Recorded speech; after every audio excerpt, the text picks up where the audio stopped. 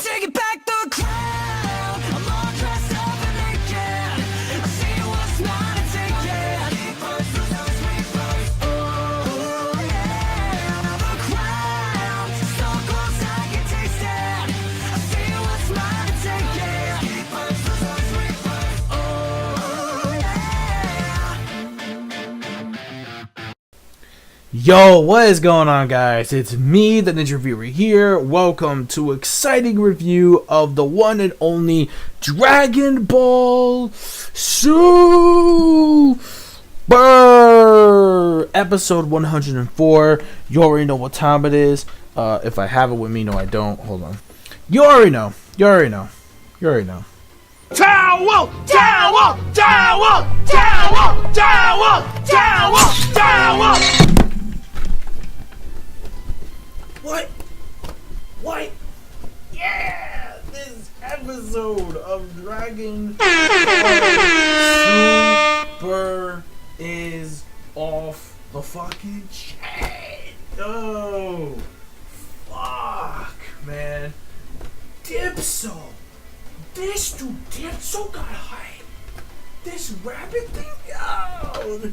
This rabbit? No, man. No, it's over, man. Fuck, man. Yeah. Whew. Oh my god. The towel had to be summoned, man.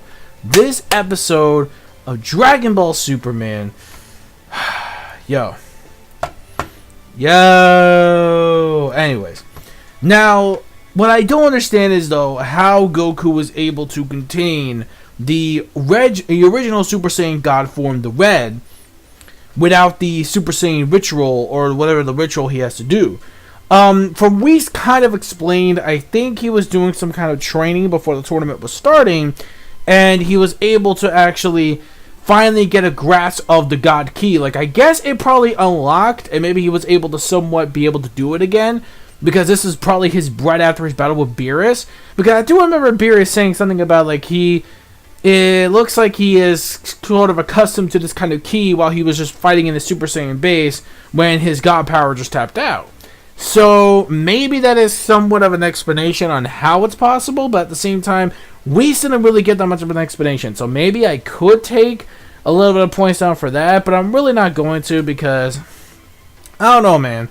I think this episode was just too intense. Like yo, man. Yo! This episode was crazy, man. We have Hit versus DYPSO. Everybody was knocking on DYPSO. They were sleeping on DYPSO. They were sleeping on DYPSO. They were like, oh, DYPSO, this dude ain't gonna last too long, man. Fucking the only ones people were just hyped up about were for Toppo and of course Ren. Everybody were hyped for those two. Like, they were the only two that were like the most hyped up. Like the other one, like DYPSO and that other frog dude, I forget his name, which by the way he already got annihilated, so fuck him. I mean, he wasn't really that strong. I think he was kind of like the weakerest of the actual Universe 11, and he pretty much got knocked out really quickly. Yo, Hit, man. Fucking Hit. I love this dude. So when it comes to the battle between Hit versus DYPSO, and not to mention when it comes to Goku, I'll get to that part in a bit. But let's just talk about Hit versus DYPSO. We have that fight going on, and when it comes to DYPSO, yo, man, this dude is impressed. He can surpass the speed of sound and light. The speed of sound and light in particular. This dude is insane. No wonder why Hit had a hard time.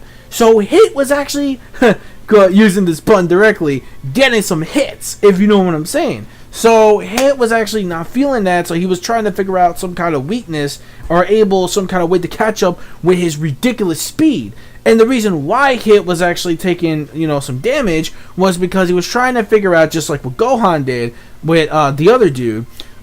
He was basically trying to actually figure out how he was able to beat that intense speed that he has, that he's able to actually withstand the time stop attacks. He's able to withstand the time skip. So he's able to withstand the time skip attacks in an easy format. However, Hit is no slouch either. Hit has also been training himself before this tournament was actually starting before. So he was actually using another time skip or a fraction to it in order to actually find a way to slip off of DYPSO, and he was able to finally damage DYPSO. However, because of the frog dude, he was kind of teaming up with him, and obviously that guy wasn't that much big of a threat. He had some kind of like cool strings. Now the strings were like designated bonds, but that was like pretty simple.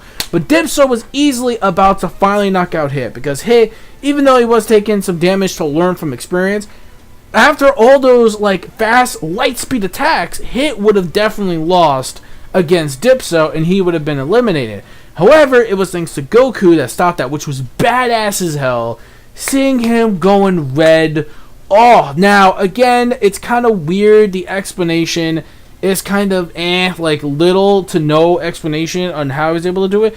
Now, correction, I heard in the manga version of Super, he actually does go Super Saiyan Red rather than just go Super Saiyan Blue when it comes to the manga of Super. And he's also able to retain it and actually go blue at the same time as well. So I heard in the manga there is a catch on how they actually explain how he's able to do it. Like in the Universe 6 arc, they actually do explain it, because that happens in the Universe 6 arc compared to the actual anime.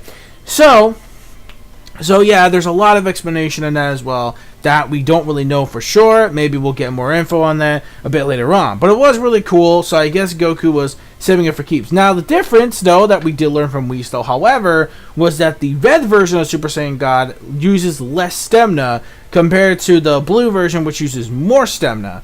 Which, okay, does make sense, and which is why people, and it's clearly can see Super Saiyan Red is a hell of a lot stronger compared to Super Saiyan Blue. And honestly, I am really, but however, I think the aura does burn out a bit more faster compared to Super Saiyan Blue. Now, hopefully, he's able to tap into this power and able to use it against Jiren. He needs this against Jiren. He has to use this against Jiren, because Super Saiyan Blue ain't gonna cut it. Excuse me. Super Saiyan Blue ain't gonna cut shit. It's not. It's obviously not. So he obviously has to go Super Saiyan Red. That's probably the only way this can work. So, there's that. Now, when it comes to the battle, it is very intense. Both the battle of skipping time and speed was ridiculous, man. This fight was off the fucking chain, man. Absolutely loved this fight, man. This fight, man, was just way too intense. I really did like the whole team formation when it comes to Goku and Hit, and Goku actually beating the one dude, the frog. Kunchi. That was his name, Kunchi. That dude with the actual designated strings that he had. So while Hit was actually able to switch places, it was quite obvious the reason why he did this, to switch places with Goku, was to learn more secret of the fast speed that DYPSO had. So basically, when it comes to that, it was a really nice switch, because once he did that, he was able to use the time skip against from his own advantage to trick off DYPSO, and then Goku rushes in there, passes the designation, uses Super Saiyan Blue, says "fuck you, get out of here," and then he's already out of the arena. Now, it's kind of funny though how the Omni King can't really see the actual you can't really see the fight because of how quick these two are moving. And honestly, the light speed was it was so cool. Like Hit like he finds a way. Like the dude wasn't even trying at certain points. He was just like, yo, I finally figured out your weakness. Now I can actually clearly use my time skip and a better advantage. And it was so cool. But if it wasn't, for Teppo or whatever, if it wasn't for that, then yeah, obviously, DYPSO would have lost. But he's like, no, let us retreat and let you recover. It looks like we're not going to be playing hero from now on. It doesn't really matter. At this point, it's just survival. Forget about heroes, forget about villains. It's all about survival. Now, this could lead to a foreshadow that the Universe 11 Pride Troopers could be the real villains behind this. Maybe this time they could be villains this time around compared to actually being heroes as they claim to be.